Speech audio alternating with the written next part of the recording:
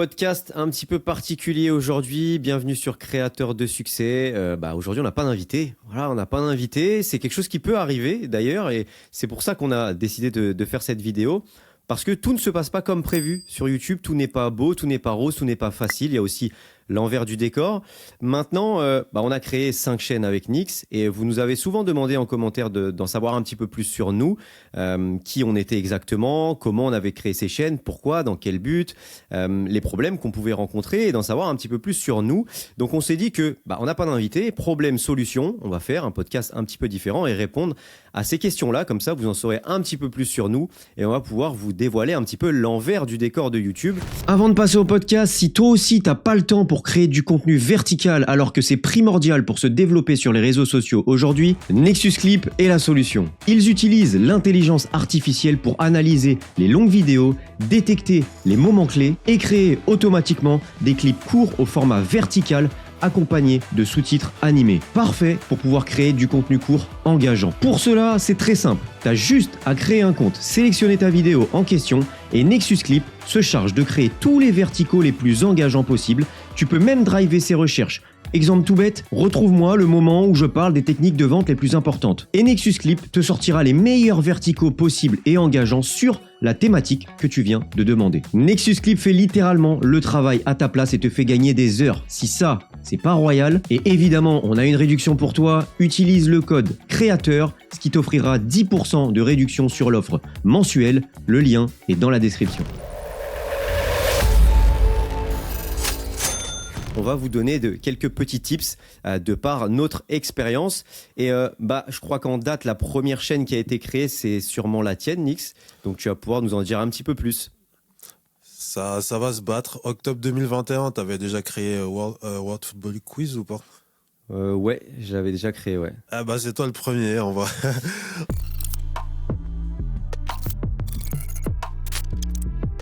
On va commencer par cette fameuse chaîne YouTube qui, à l'époque, c'était ta première chaîne YouTube et tu arrivais pleinement à en vivre. Est-ce que tu peux dire pourquoi tu as eu envie de faire cette chaîne et qu'est-ce que tu faisais exactement comme type de format?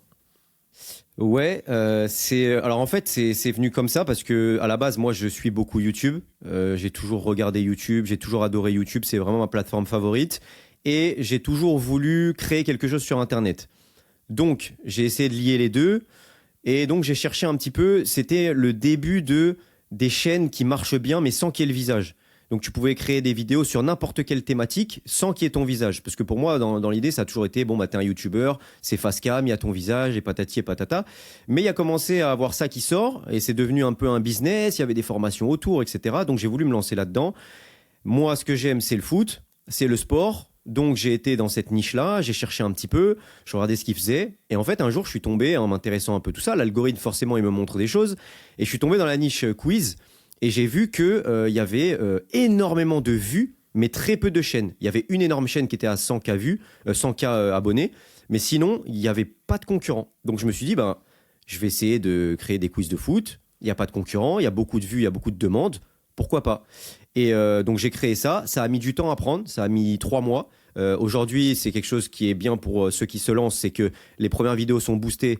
Moi, les miennes, malheureusement, elles ne l'étaient pas. Donc, c'est pour ça aussi qu'il faut être passionné, parce que ça a mis du temps. Pendant 3 mois, je faisais 20 vues, 30 vues. Il a fallu 3-4 mois avant de faire vraiment 100 vues et avant vraiment d'exploser. Et là, c'est arrivé très vite, d'un coup. Je suis monté à 100 000 vues dans mes vidéos. Incroyable. Et donc, j'ai été monétisé au bout de 4 mois. Et ça a continué à s'enchaîner avec 3-4 vidéos qui sont montées à plus d'1 million de vues. Donc, c'est là où ma réflexion, où je me suis dit, en fait, il y a beaucoup de vues, il y a beaucoup de demandes, mais il n'y a pas beaucoup de vidéos, il n'y a pas beaucoup de chaînes. C'est là que tout a pris son sens. Et en fait, c'est pour ça que j'en suis arrivé à en vivre très rapidement. Parce que même si à ce moment-là, on gagnait peut-être 1 euro, 1,50 € les 1000 vues, et aujourd'hui c'est le double, il faut le savoir, même dans des niches comme le foot, comme le sport, l'actualité, et pas forcément la finance, mais tu gagnes bien quand même dans une niche comme ça.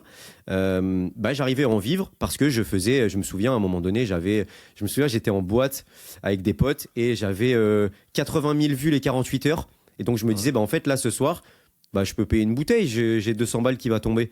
Donc c'est assez fou de se dire ça. Et pourtant, je gagnais pas beaucoup les 1000 vues, mais il y avait tellement de vues que bah ouais, et comme quoi il faut pas lâcher parce que je faisais pas de vues, j'aurais pu abandonner au bout de 3 mois.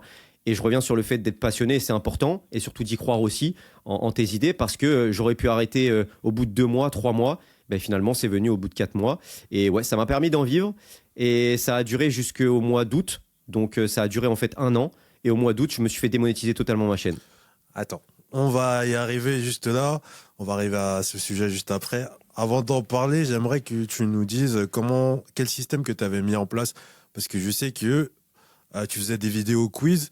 Mais par exemple, toi, tu faisais les questions, etc. Tu préparais tous les sujets. Mais par contre, tu engageais un monteur qui te faisait la vidéo. Où est-ce que tu l'as trouvé? Comment ça te coûtait pour faire tout ça? Est-ce que c'était rentable du coup en payant le monteur, etc. Alors ça, c'est venu en fait après. En gros, j'ai toujours fait mes vidéos moi-même. Je les faisais avec Canva, je faisais des animations, tout ça. Sauf qu'à un moment donné, comme ça marchait beaucoup, j'ai commencé à avoir la folie des grandeurs. Et je me suis dit, bon, si une chaîne comme ça fonctionne, peut-être que deux peuvent fonctionner. Peut-être que déjà, je peux déléguer le montage, ça me fait plus de temps et je peux faire autre chose. Et je me suis dit, bah si ça fonctionne dans la niche foot, pourquoi pas faire des quiz de géographie? Pourquoi pas faire des quiz sur Fortnite? C'est deux niches où il y a beaucoup de demandes, donc je me suis dit, bah on peut multiplier les chaînes. Sauf que malheureusement, ça s'est pas passé comme ça, et je me suis fait démonétiser du coup en août. Et après, oui, je suis revenu parce que j'ai eu la monétisation une fois de plus 3 ou 4 mois plus tard, je sais pas pourquoi, mais j'ai fait la demande, je l'ai eu, voilà, miraculeusement. Et là, du coup, j'avais déjà lancé ma deuxième chaîne, donc j'avais plus le temps de faire les montages, donc j'ai pris un monteur pour la relancer. Ça fonctionnait bien, c'était bien reparti, et une fois de plus, démonétisé. Est-ce que tu peux nous dire plus en détail pourquoi ça a été démonétisé? Parce que les gens ils doivent sûrement se dire qu'ils veulent peut-être faire une chaîne quiz aussi, mais quel est le problème que tu as rencontré qui fait que YouTube t'a stoppé? Bah, honnêtement, je saurais pas le dire, et je peux pas du coup vous déconseiller de lancer ce genre de chaîne sans visage, mais il y a quand même un risque, c'est que il y a pas ton image. Quand c'est toi, c'est authentique. On peut pas te voler tes droits, on peut pas dire c'est pas authentique. Moi, pour le coup, c'était ça en fait la justification que je n'ai toujours pas compris aujourd'hui, c'était que je réutilisais du contenu tiers qui m'appartenait pas ou qui était il y avait un problème de droit ou visiblement je copiais ou des choses comme ça en fait de ce que j'ai déduit. Et j'ai demandé des explications. Évidemment, bah, je suis une petite chaîne YouTube, hein, je suis pas Squeezie, donc YouTube me calcule pas. Ils m'ont jamais répondu. J'ai eu le droit qu'à des robots et on me refusait. Et au final, bah, j'avais des théories. À chaque fois, je me disais bon, c'est peut-être ça le souci. Peut-être que j'utilise des images de joueurs qui sont pas libres de droit, ou peut-être mes musiques, ou peut-être autre chose. Mais il y a toujours un en fait, ta vidéo n'est pas monétisée. Si jamais tu as une musique qui est pas libre de droit, bon, bah, ta vidéo est démonétisée, mais elle est toujours là. Ta chaîne ne se fait pas démonétiser pour ça. Donc, je me disais, bon, bah, c'est pas les musiques. Ok, j'essaye ça. Je supprime des vidéos, je redemande. On me refuse. Ok, bon, bah, c'est pas cette thèse-là. Je pars sur une autre hypothèse, j'essaye, je supprime, je refais, je redemande, refusé. Donc, je me dis, bon, bah, à un moment donné, je comprends pas. Et en fait, bon, bah, au bout d'un moment, quand pendant 2 3 mois, tu demandes, t'as plus de revenus et t'as toujours pas de solution, bah, je suis parti sur l'idée d'une autre chaîne YouTube. Alors les amis, tout au long de cette vidéo, on va vous montrer comment on a dépassé les 76 000 abonnés. Donc sur cette première chaîne, c'est déjà 19 500, je crois que tu étais arrivé. Ouais, j'avais dépassé plus de 20 000, ouais. J'étais à 21 000, je crois. En abonnés? Mm. Ouais, donc la première chaîne déjà, il a réussi à monter à plus de 21 000 abonnés. Ensuite, et la stratégie par rapport aux vidéos qui marchent pour monter autant, parce que j'en ai pas parlé. Et si toi aussi tu veux réussir sur YouTube et en faire un business viable, ou alors que tu es un professionnel et que tu aimerais accroître ton business grâce à YouTube, n'hésite pas à aller sur créateurdesuccès.com. On va te donner toutes les clés. C'était de voir ce qui fonctionne. Ça, c'est quelque chose qu'il faut vraiment. En fait, c'est une veille. C'est du marketing, c'est de la veille. Il faut voir ce qui marche dans ta niche.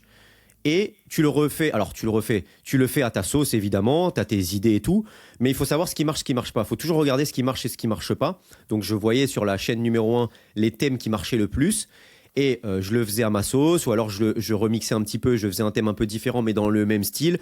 Typiquement par exemple les transferts. Si je vois que des vidéos quiz sur les transferts ça marche bien, bah, je vais essayer de trouver des idées autour des transferts parce que je me dis le mercato ça fait pas mal de vues. Donc il faut réfléchir à ça, regarder ce qui marche pas. Pareil avec tes stats à toi, quelle vidéo marche pas. Et ce qui marche pas, tu le mets de côté ou tu te demandes en tout cas pourquoi. Et ce qui marche, bah, tu essayes de refaire. La régularité aussi, je postais tous les 3 jours, non-stop. Et ça, forcément, ça joue aussi dans le développement. Et puis, il y a des trucs à côté aussi, faire des petits sondages sur des grands matchs, ou des choses comme ça. Bref, voilà, tu développes un petit peu ça comme ça. Ok, donc là, sur les 76 000 abonnés, on a parlé des 21 premiers 1000. On va enchaîner sur la deuxième chaîne qui est Paris Central. D'ailleurs, la première elle s'appelle World Football Quiz, si vous voulez aller vérifier. On va parler de la deuxième qui s'appelle Paris Central PSG Podcast.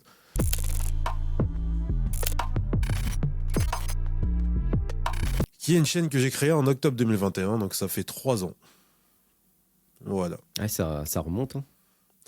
Ouais. Au tout début, j'étais juste avec... Enfin, j'étais tout seul, je faisais des shorts. Dans la lignée des shorts un peu drôles en fin de match. À noter que j'étais full cagoulé. Et je faisais des shorts cagoulés. Après, c'est vite devenu ennuyant parce que je suis pas un créateur qui aime créer tout seul dans son coin. En général, on a créé plusieurs chaînes. Je fais toujours à plusieurs personnes parce que j'aime bien tout ce qui est podcast, tout ce qui est échange, etc. Et j'aime pas forcément avoir cette impression d'être en enseignant, par exemple. Tu vois, tu fais une vidéo et tu as l'impression que tu apprends des choses aux gens. Il y a plein de gens qui aiment, mais moi, j'aime pas ça. Ça me donne un sentiment que, entre guillemets, je sais pas, je devrais peut-être pas ressentir ça, mais ce que moi, je pense que j'ai l'impression que je connais plus que les autres. Alors que c'est pas forcément ça. Il y en a plein qui arrivent, mais quand tu as peut-être 200, 300 personnes qui te regardent, et qui sont là, ils sont pendus à tes lèvres à ce que tu dis, ça fait genre, moi je sais plus que vous, mais bref. Donc moi j'ai commencé sur les podcasts, après on a rajouté de plus en plus d'intervenants. Là actuellement on en a 15. Toi t'es arrivé aussi dans le projet il y a à peu près 2 ans je crois. Paris Central c'est actuellement ma plus grosse chaîne. Parce qu'elle est à 20 100 abonnés à l'heure actuelle. En fait, c'est une chaîne qui a beaucoup stagné à des moments spécifiques, qui, justement, dans les autres chaînes qu'on va aborder après, qui le fait que ça stagne, ça nous a donné l'idée de créer d'autres chaînes à côté, sans pour autant annuler le projet. Mais c'est le problème des chaînes qui sont ultra nichées et qui, entre guillemets, tu peux pas avoir beaucoup d'impressions de YouTube parce que la disponibilité de gens qui sont intéressés par le sujet n'est pas très élevée comparée à l'offre. C'est-à-dire que, par exemple, si je vais prendre un exemple d'un match du Paris Saint-Germain, tu vas avoir peut-être 1 million d'impressions sur ce match-là à donner sur le sujet que YouTube va partager sur tous les réseaux. Et par exemple, le gros créateur qu'on a, qui est l'immigré parisien, par exemple, il va prendre 600, 700 000 impressions sur les 1 million. Après, il va rester 300 000 et il faudra te départager. Enfin, YouTube va essayer de donner 30 000 impressions par là, 30 000 impressions par là pour que tout le monde soit content. Et du coup, ça, c'est le problème d'une chaîne ultra nichée qu'on a Encore essayé. plus quand il y a de la concurrence. Parce que là, c'est niche plus concurrence. Exactement. Donc, et plus les années passent, plus il y a eu de la concurrence. Donc, ça va pas forcément s'arrangeant, même si ces derniers temps, on a trouvé des techniques pour relancer la progression de la chaîne. Notamment, on est revenu sur des vidéos un petit peu plus courtes. On a changé la charte graphique, etc. Et puis voilà, on continue à essayer de faire monter cette chaîne-là tout en faisant évoluer d'autres chaînes, notamment toi qui as lancé ta chaîne juste après.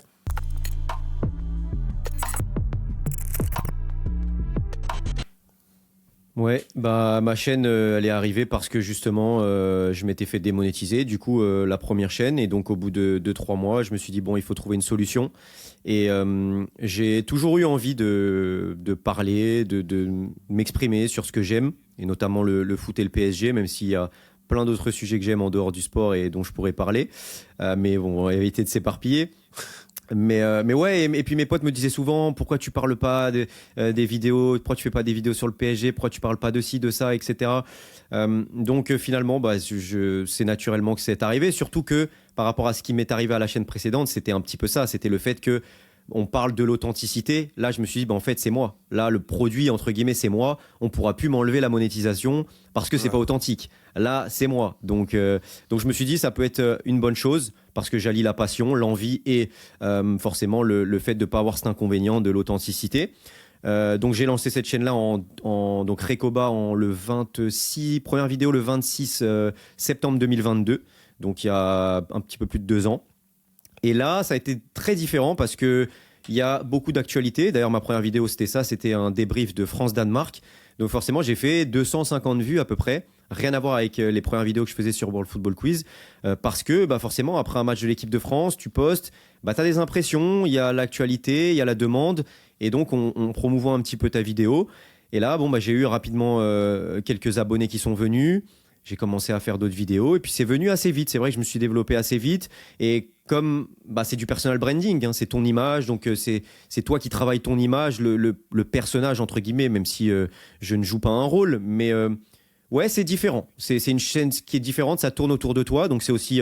t'as pas le choix, tu dois faire les vidéos, même si ça va pas, même si t'es triste, même si t'es énervé, même si il faut faire les vidéos, parce que si tu les fais pas, personne va les faire à ta place. Même si t'es pas d'humeur, faut les faire quand même et te mettre face à la caméra. Et c'est pour ça qu'il faut aussi être passionné, parce que quand tu reviens de vacances, quand t'es malade ou quoi que ce soit, c'est dur et il faut les faire les vidéos, il faut se remettre dedans.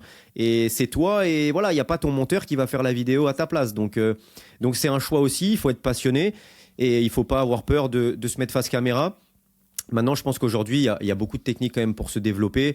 Alors, il y a le choix du mainstream ou de la niche. Ça, c'est clairement, est-ce que tu te mets dans une niche où il y a beaucoup de vues, mais il y a aussi beaucoup de concurrence? Ou est-ce que tu te mets dans une niche où il n'y a pas trop de concurrence? Bon, c'est vrai que la niche PSG, il y a pas mal de concurrence, mais si tu te mets, par exemple, sur la Ligue 1, en fait, tu apportes une expertise. Donc c'est ça aussi, voilà, je m'éparpille au-delà de mon histoire. C'est justement ça, c'est un problème que tu as rencontré et que justement on a rencontré sur Paris Central. Justement, je voulais te poser la question. Là, sur Paris Central, de ce que j'ai dit, on est resté un petit peu dans le côté stagnation, même si on a recommencé à avancer. Toi, pour contourner cette histoire d'impression qui est insuffisante sur Recoba, tu as décidé de te réaxer sur le Paris Saint-Germain, mais tu as rajouté un sujet, la Ligue 1, le championnat de France de football, qui, entre guillemets, te permettrait d'aller chercher d'autres impressions en dehors de celles du PSG qui sont un peu limitées. Ouais, c'est ça. En fait, je me suis retrouvé. Alors, j'ai construit une forte communauté. Ça, c'est une bonne chose aussi. C'est que quand tu es dans une niche, tu construis une forte communauté, encore plus. Parce que tu parles du même sujet, une passion, le même sujet, etc. Tu partages ça en commun. Donc, ça peut aller très vite, contrairement à quand tu parles de beaucoup de sujets. Mais effectivement, je suis arrivé à un point où je veux aller chercher plus haut. J'ai envie de vivre de ça. J'ai envie de développer encore plus ma communauté, toucher plus de personnes. Et donc, forcément, il fallait que je parle d'autre chose que du Paris Saint-Germain, même si je le faisais un petit peu sur ma chaîne. Mais j'ai fini par le délaisser parce que forcément, tu fais attention aux statistiques. Et quand tu as une vidéo sur le PSG qui fait en moyenne 5 à 10 000 vues et que tu fais une vidéo sur un autre sujet qui fait 1000 vues, c'est vite vu. Tu vas choisir de parler du PSG. Ouais. Au final, j'ai eu cette stratégie-là. J'ai commencé à parler du coup des clubs qui touchent un peu plus de monde, comme le Real, le Barça. Ça fait quand même des vues, moins que le PSG, mais ça en fait parce que c'est une grosse niche. Maintenant, il y a, comme je disais, ce choix de est-ce que tu fais du mainstream ou est-ce que tu fais plus de l'expertise, entre guillemets, de la niche où tu peux être, on va dire, expert. Parce que je me suis rendu compte qu'au final, je parlais du Real, du Barça, mais il y a énormément de créateurs qui parlent déjà du Real et du Barça. Et je me suis dit, en fait, je suis un parmi tant d'autres. Et j'ai pas envie d'être un parmi tant d'autres et de pas avoir ce sentiment d'apporter ma pierre à l'édifice. C'est peut-être un peu le contraire de toi, mais moi, j'aime bien apporter quelque chose et me dire, ok, ça, ils savent pas, je vais leur apprendre. Pas parce que je sais plus qu'eux, mais parce qu'ils le savent pas, donc je vais leur donner l'information. Et du coup, je me sens valorisé. C'est une plus-value aussi que je me donne à moi-même et à eux surtout. Et du coup, je me suis dit, autant faire des vidéos sur la Ligue 1, parce que pas beaucoup de monde ne met notre championnat en avant, pas beaucoup de monde ne parle de Lille, de Rennes, de Le Havre, de nos clubs français. Alors oui, il y a moins de vues, mais aujourd'hui, quand tu penses par exemple à la Ligue 1, peut-être que certains ne le connaissent pas, mais quand tu penses expert Ligue 1, tu vas penser directement à Scipion. Et quand tu penses expert Real ou Barça ou quoi que ce soit, il y en a plein qui vont venir des noms. Et du coup, la niche et l'expertise, ça peut être intéressant aussi, c'est peut-être moins de vues, mais c'est peut-être aussi plus d'opportunités. Ok. Du coup, on a vu World Football Quiz, on a vu Paris Central, on a vu Recoba. Là, ces 3 chaînes, elles ont toutes dépassé les 20 000 abonnés. C'était les plus gros. Ensuite, on va parler d'un des derniers. Parce que je sais pas si on va parler de Foot Central avant de créateur de succès. Parce que Foot Central, ouais, on va commencer par là.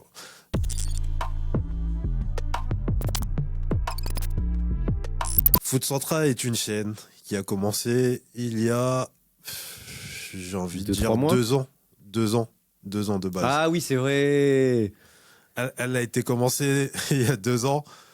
Et on a monté une équipe de youtubeurs. Et on s'est dit, moi j'avais déjà Paris Central. Il y avait des youtubeurs, ils avaient leur chaîne perso. Des youtubeurs que vous connaissez. Il y a French Premier League, il y avait BR10. Il y avait Vince United de Manchester qui suit la commune Manchester United. Et on a décidé de faire une chaîne foot. Ah, il y avait même Ackerman, très connu dans la commune Barça. Et du coup, on a décidé de faire une chaîne où on regroupe tout ce petit monde-là pour parler foot en dehors de nos clubs respectifs. Sauf que il y a un problème, c'est que chaque youtubeur avait, entre guillemets, ses priorités étaient leur chaîne. Donc, chaque fois qu'on devait tourner quelque chose, je recevais toujours des messages ouais, mais en fait, moi, je dois tourner une vidéo pour ma chaîne, etc. Du coup, ça a handicapé énormément la croissance de cette chaîne. Et du coup, j'avais décidé de l'arrêter. Sauf que sur Paris Central, entre-temps, j'ai créé une équipe qui était plus stable et qui n'était pas des youtubeurs, entre guillemets. C'était des gens qui étaient vraiment que sur Paris Central. Et du coup, ils étaient plus disponibles pour faire un projet pour s'élargir sur Foot Central qui, justement, permettait de contourner la stagnation qu'on avait côté Paris Central. Du coup, on a monté cette équipe. C'était beaucoup plus simple. Ça a repris il y a quoi? Il y a fin 2 mois, début non? octobre. 2-3 mois? Même pas. Je crois que c'est début Ah ouais, octobre.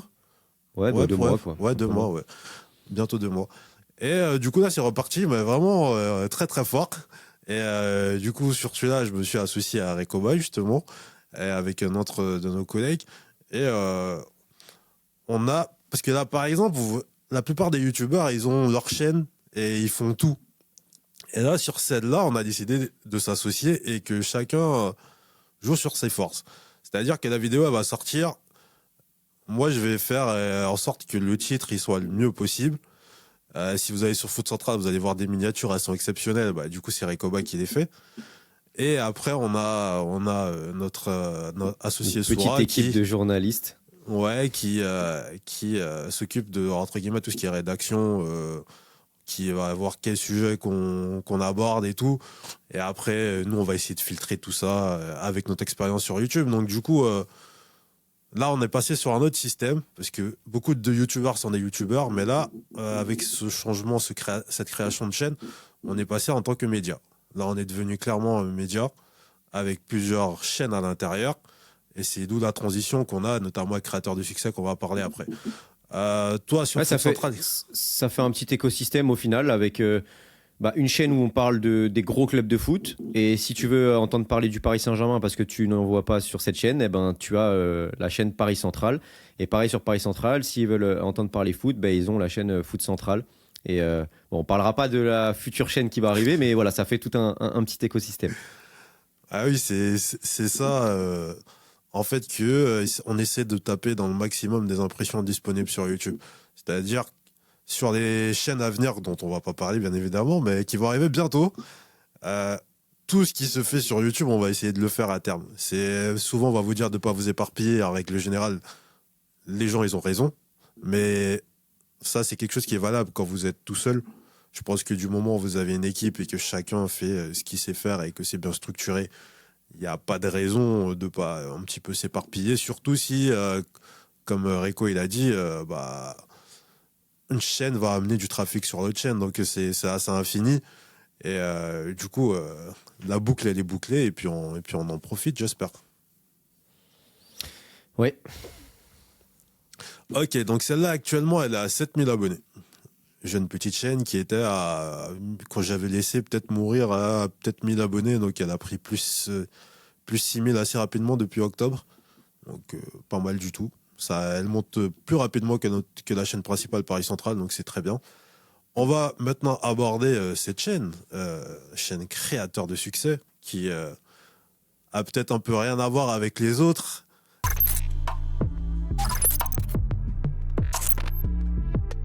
mais qui a été lancé grâce à, entre guillemets, nos connexions dans les autres chaînes. Quand on a commencé à faire des vidéos avec Rides, avec l'immigré parisien, tout ça, c'est parce qu'on les connaissait depuis nos chaînes Paris Central ou Recoba.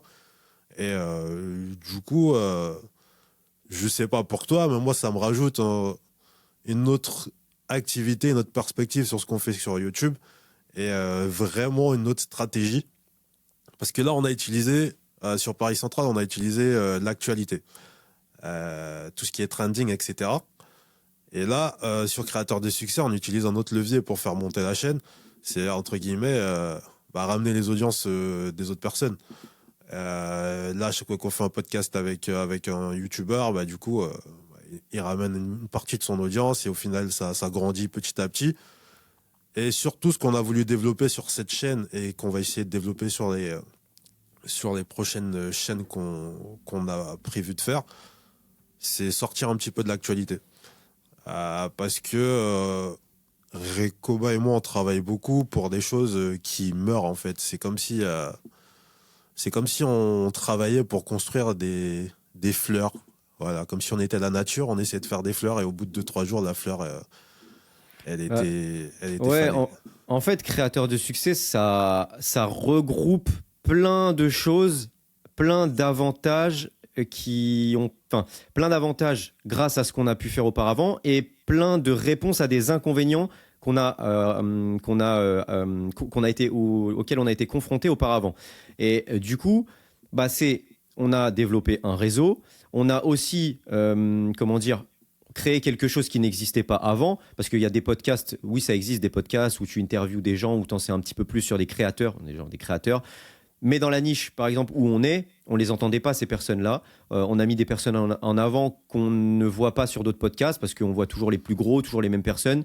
Là, c'est des personnes qu'on entend moins.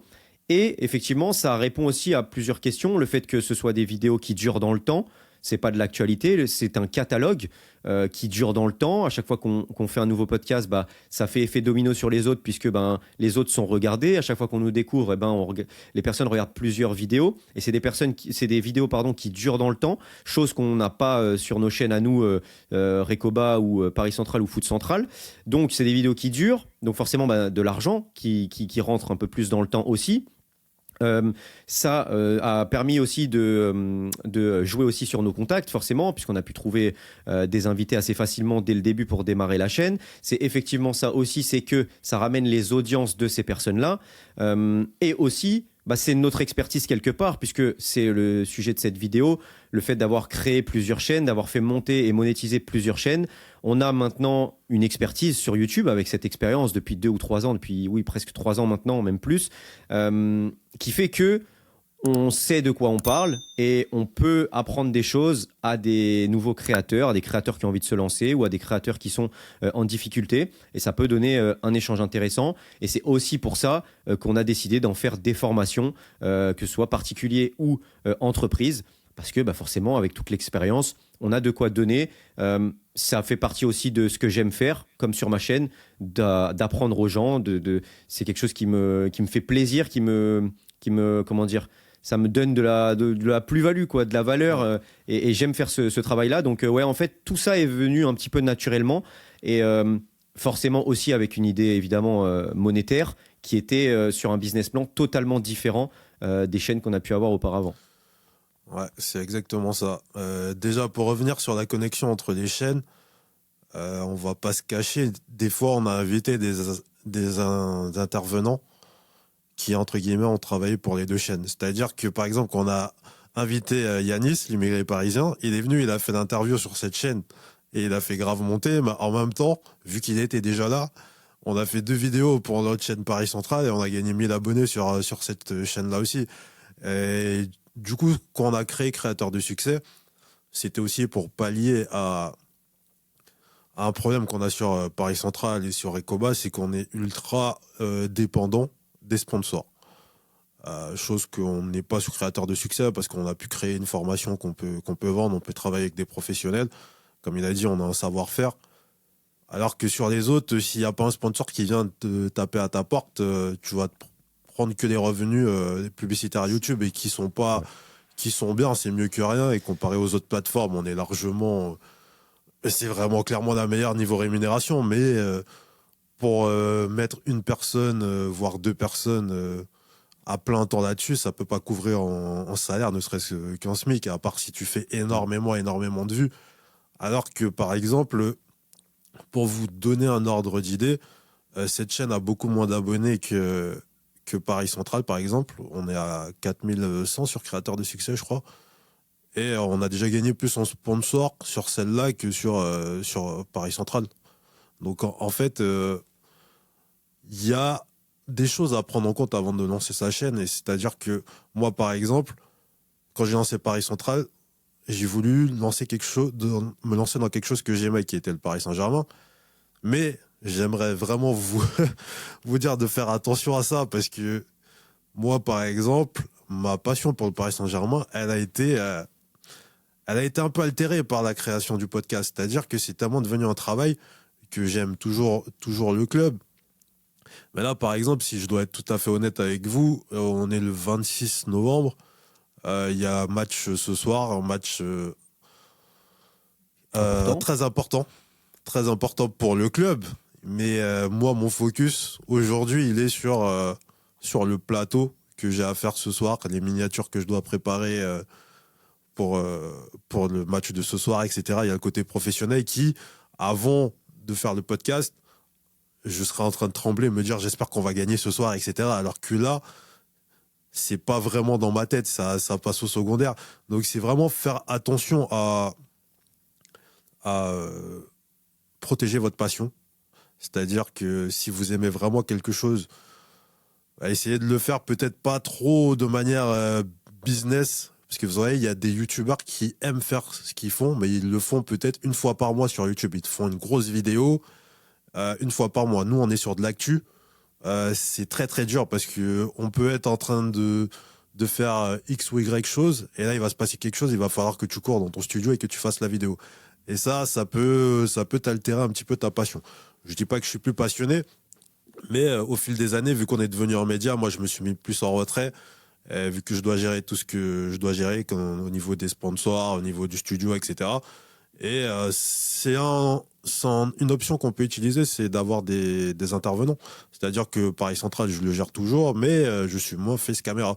Là, ça doit faire facilement 6 mois que j'ai pas été à la caméra. Il y a vraiment que Créateur de Succès où je suis jusqu'à maintenant avec Réco et on fait des vidéos face caméra. Ouais, après, c'est toute une réflexion. Pour moi, la passion, elle est obligatoire parce que c'est ce qui te fait tenir dans le temps. La motivation, c'est bien, la discipline, c'est mieux. Et pour garder la discipline, c'est dur d'avoir une autodiscipline. Et en général, quand tu as une passion, la discipline, tu l'as assez facilement. C'est comme quelqu'un qui est passionné de running, il va aller courir sans aucun problème, même s'il pleut. Alors que si t'es passionné, si t'es pas passionné, pardon, pas sûr que tu fasses ta vidéo alors que t'es un petit peu malade ou que t'es un peu fatigué. Donc pour moi, c'est important d'être passionné. Après, oui, comme tu l'as dit, il faut savoir dissocier peut-être un petit peu les deux pour pas que ça puisse altérer cette passion-là. Mais il y a toujours une réflexion à faire, peu importe sur quoi vous voulez vous lancer, peu importe que ce soit YouTube, TikTok, que ce soit du contenu court, du contenu long ou les deux, que ce soit une niche où il y a beaucoup de demandes ou pas, que ce soit un truc mainstream ou de l'expertise.